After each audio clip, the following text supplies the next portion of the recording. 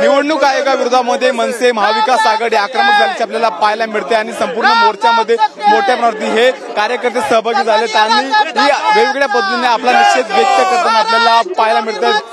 त्यांच्या आंदोलन हा निषेध करताना पाहायला मिळतात। तिरडी काढण्यात आलेले बघू शकतो की बोगस मतदानाची तिरडी या ठिकाणी काढण्यात आली आणि तिरडी होती ही ईव्हीएम बॅलेट पेपरचं जे मशीन आहे ते या ठिकाणी ठेवण्यात आलेले, मतदार याद्या या ठिकाणी ठेवण्यात आलेल्या आहेत आणि मशीन या ठिकाणी आपल्याला ठेवण्यात आलेले आहेत आणि खाली ठेवा।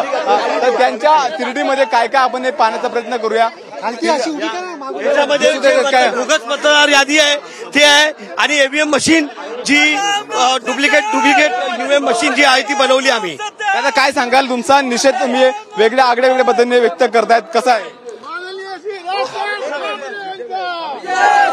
कसं आहे, आज बोगस मतदार याद्यांवर बोगस ईव्हीएम मशीनच्या जोरावर तुम्ही निवडणुका जिंकून येता आणि फुशारक्या मारता।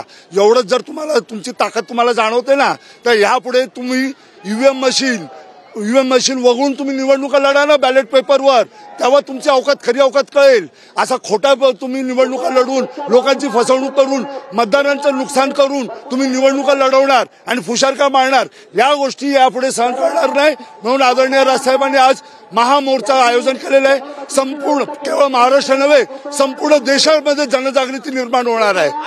राजसाहेबांनी सांगितलं होतं सुट्टी मिळत नसेल तर बॉसच्या कानाखाली मारा, त्यामुळे मोठ्या प्रमाणात लोक सहभागी झालेले आहेत। राजसाहेबांचा आज आदेश आल्यानंतर कसे असणार? बरोबर आहे, जर तो बॉस जाणून बुजून कर्मचाऱ्यांना आजचा राज ठाकरेंनी मोर्चा घेतलाय का, मग सुट्ट्या नाही देणार, मग द्या कानाखाली आणि या मोर्चामध्ये हे साहेबांनी म्हणजे आज जर आपण जागे नाही झालो ना तर कधी आपला भराव होणार नाही।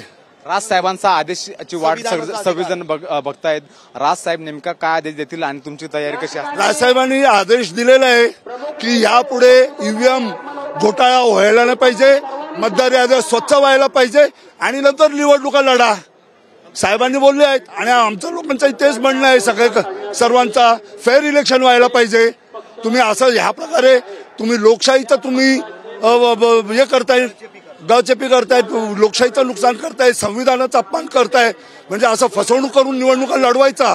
करोडो मतदार आपला वेळ काढून मतदानासाठी येतो, तासान तास उन्हातानात उभा राहून मतदान करतो आणि तो बटन एका ठिकाणी दाबतो, मतदान दुसऱ्याला जातो। असं कसं चालेल? मग निवडणुका घेऊन उपयोग काय? अशा निवडणुका ज्या मतदाराला माहिती पडत नाही की मी मत या पक्षाला देतो आणि ते जातोय दुसरीकडे, तर त्याचा जर असं होत असेल तर त्याचा विरोध 100% झालाच पाहिजे। कारण लोकांना जागृत करणं हे सन्माननीय राजसाहेबांचं काम आहे। जर जागृत नाही झाला तर संविधानाचा मी तर एक समजतो एक प्रकारची हत्या आहे संविधानाची। तर बघू शकतो की या ठिकाणी त्यांनी ईव्हीएम मशीन असेल, बोगस मतदान यादी असेल याची तिरडी काढली आहे आणि प्रतिकात्मक तिरडी काढून त्यांनी आपला निषेध व्यक्त केलेला आहे आणि राजसाहेबांचा आदेश आम्ही ऐकण्यासाठी तयार असं या ठिकाणी मिळाले। कॅमेरा पर्सन संतोष कदमसह मी हिरा ढाकणे, TV9 मराठी, मुंबई।